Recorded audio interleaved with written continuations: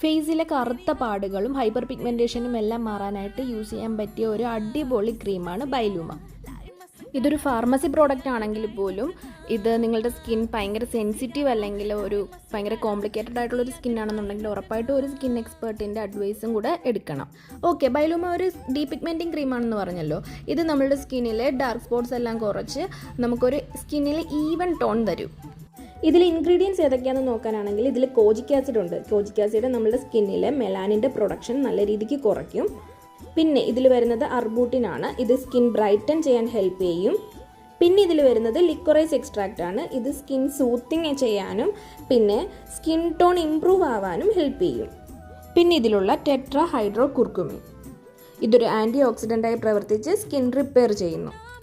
ഇതിന് എങ്ങനെ പ്രവർത്തിക്കുന്നു എന്ന് ചോദിച്ചാൽ ഇതിലെ ആക്റ്റീവ് ഇൻഗ്രീഡിയൻസ് നമ്മളുടെ സ്കിന്നിലെ മെലാനിൻ പ്രൊഡക്ഷൻ കുറയ്ക്കുന്നുണ്ട്.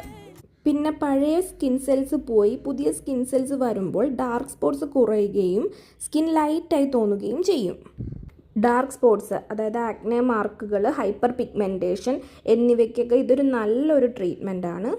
പിന്നെ നമുക്ക് സൺലൈറ്റിൻ്റെ ടാനൊക്കെ മാറാൻ ഇത് ഒത്തിരി സഹായിക്കും. എങ്കിൽ ഇതൊരു സൺ പ്രൊട്ടക്ഷൻ ക്രീമല്ല.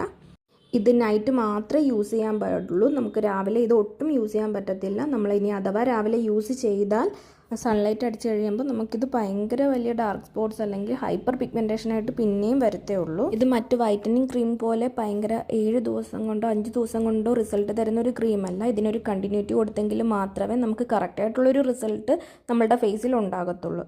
കാരണം ഇത് ഉള്ളിൽ നിന്നേ നമ്മളുടെ മെലാനിൻ പ്രൊഡക്ഷൻ കുറച്ച് ആ സ്കിന്നെല്ലാം പുതിയതായിട്ട് വന്നു കഴിയുമ്പോഴേ അതിൻ്റെ റിസൾട്ട് കിട്ടും. ഇത് നൈറ്റാണ് യൂസ് ചെയ്യുന്നതെങ്കിൽ പോലും രാവിലെ നമ്മൾ സൺസ്ക്രീൻ ഇല്ലാതെ വെളിയിലേക്ക് ഇറങ്ങുകയേ ചെയ്യരുത്. ഇത് ആദ്യമായിട്ട് യൂസ് ചെയ്യുന്നവർ പാച്ച് ടെസ്റ്റ് ചെയ്തിട്ടേ യൂസ് ചെയ്യാൻ പാടുള്ളൂ. ഇത് രാത്രി നമ്മൾ യൂസ് ചെയ്യുമ്പോൾ നമ്മളുടെ ഫേസ് ഒന്നെങ്കിൽ ഫേസ് വാഷ് അല്ലെങ്കിൽ ക്ലെൻസർ ഇട്ട് നല്ലപോലെ ക്ലീൻ ചെയ്തിട്ട് വേണം ഇത് അപ്ലൈ ചെയ്യാൻ വേണ്ടിയിട്ട്. ഒരു പീ സൈസിലുള്ള എമൗണ്ട് മതിയാകും.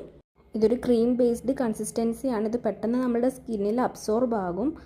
പെട്ടെന്ന് റിസൾട്ട് കിട്ടാൻ വേണ്ടിയിട്ട് ഒത്തിരി ഒന്നും വരുത്തേക്കേണ്ട ആവശ്യമൊന്നുമില്ല. കുറച്ച് മാത്രം യൂസ് ചെയ്താൽ മതി. ഇത്തിരി ഡ്രൈ സ്കിന്നുള്ളവർക്ക് ഇതിന് പുരട്ടിയതിന് ശേഷം കുറച്ച് ഡ്രൈനെസ് തോന്നുവാണെന്നുണ്ടെങ്കിൽ നിങ്ങൾ യൂസ് ചെയ്യുന്ന മോയ്സ്ചറൈസർ അതിൻ്റെ പുറമേക്ക് ചെറുതായിട്ടൊന്ന് അപ്ലൈ ചെയ്ത് കൊടുക്കുക. ഇതിന് എവിടെ കിട്ടുമെന്ന് ചോദിച്ചാൽ ഇത് ഫ്ലിപ്കാർട്ട്, ആമസോൺ പോലുള്ള എല്ലാ ഓൺലൈൻ സൈറ്റിലും ഇത് ലഭ്യമാണ്.